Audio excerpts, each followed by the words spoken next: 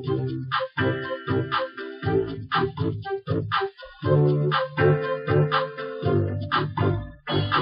supplies I'm using for my headband, I'm using a red yarn, and I'm using just a basic pink yarn, and I have a size H crochet hook. To start our headband, we're going to start with a chain 4, 1, 2, 3, and 4, and that gives you 4 chains from the hook.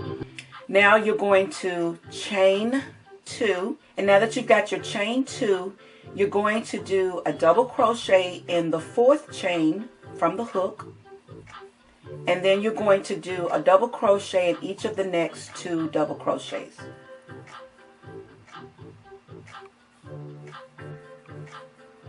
And this gives us the start for our headband. Then you're going to chain 3, and you're going to turn. Now you're going to do a double crochet in each of the next double crochets. You should have a chain 3 on the hook. You're going to do 1, 2, 3, 4 double crochets in a row. And you see you're getting the angled look, and that's what you're wanting because your band is going to spread out.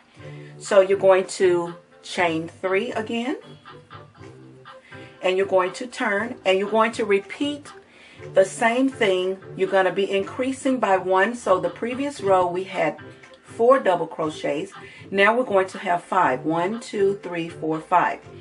Now you're going to repeat this all the way until you get to half the width of your headband. In my case, my band is going to be 36 rows long. I'm going to keep increasing until I get to row number 18. That will be my halfway mark. So I'm going to go ahead and start with my row number 3. See that? And as you get to the end of each row, you're going to always chain 3. And you're going to turn, and you're going to start with your next row. So now that I've got 3 rows, I need 15 more rows to get to the halfway mark. So I'm going to go ahead and do my 15 rows, and I'll see you back when I get to the halfway mark. So now we finally got to row number 18, and we're going to do 3 rows that we're going to stabilize. In other words, we want 3 rows to be the same width without any increase or decrease. So in order to do that, we've got a chain 3 on the hook. We're going to skip the first crochet, double crochet, and then we're going to crochet in every double crochet all the way across. So now I've finished doing my 3 stabilizing rows, and now what we're going to do is now we'll start to decrease. You're going to chain 3 as we always do.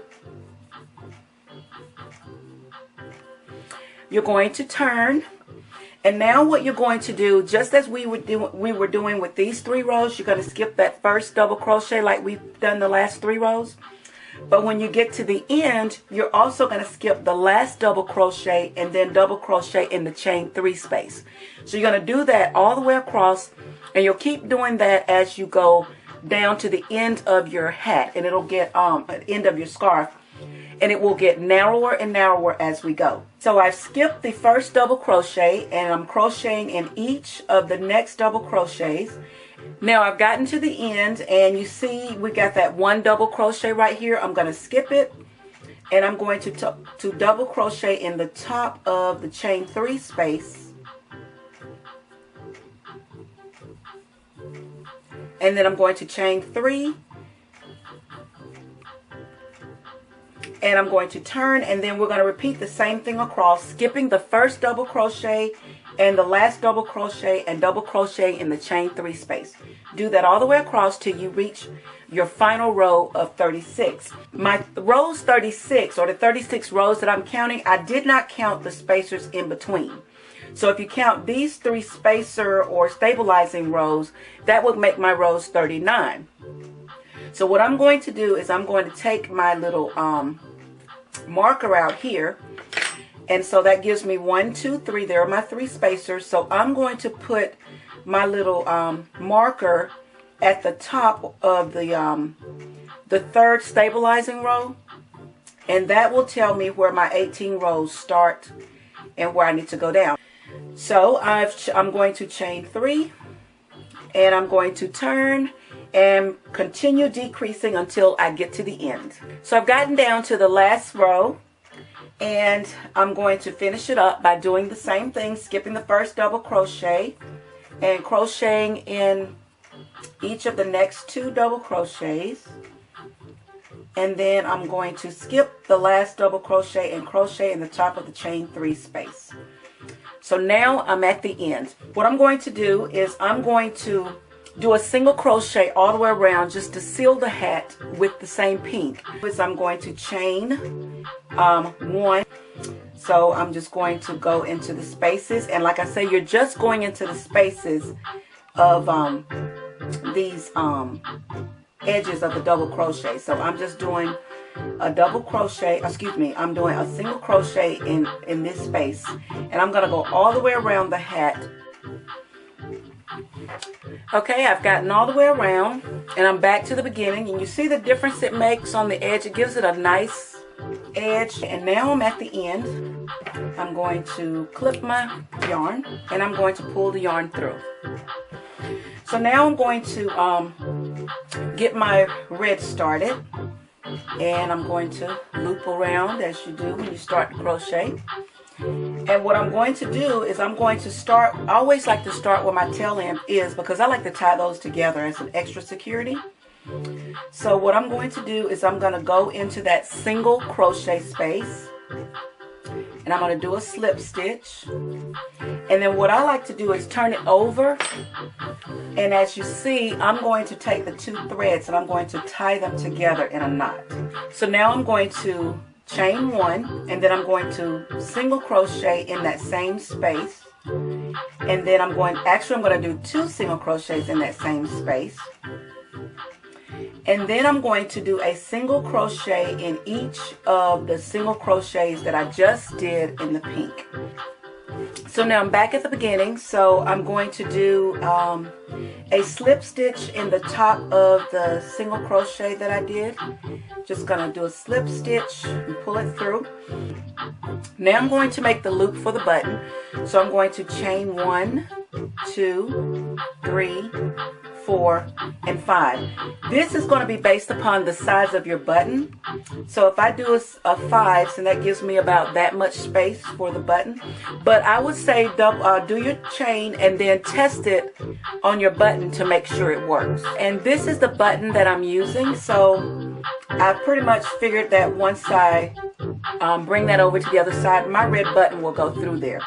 So I'm going to do a slip stitch in the top of the other corner of the end of the scarf. So I'm just going to slip stitch that over. Now what I'm going to do is I'm going to test the hole right here. See the hole there? I'm going to test it and make sure my button will go through it. So I'm just going to slide my button through. And as you can see, my button has no problems going through that hole.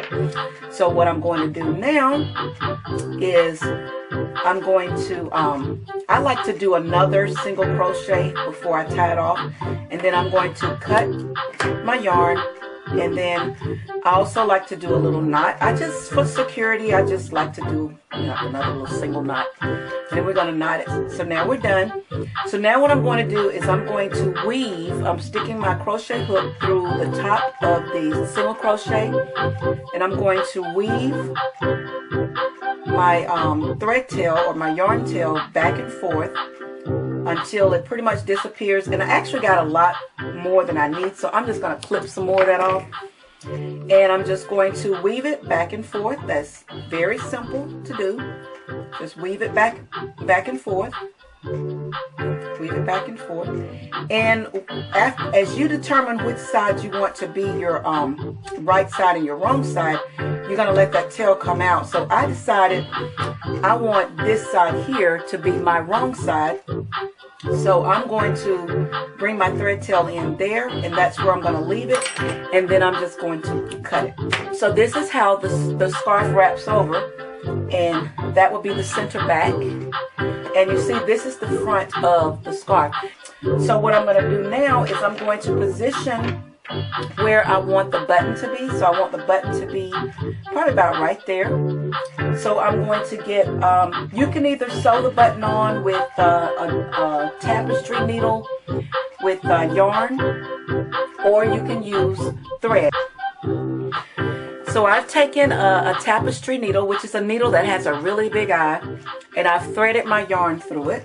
And this is what I'm going to use to sew my button on with. So I'm going to put a knot in the bottom of my yarn tail, and I'm just going to bring it through, and I'm just going to sew my button down.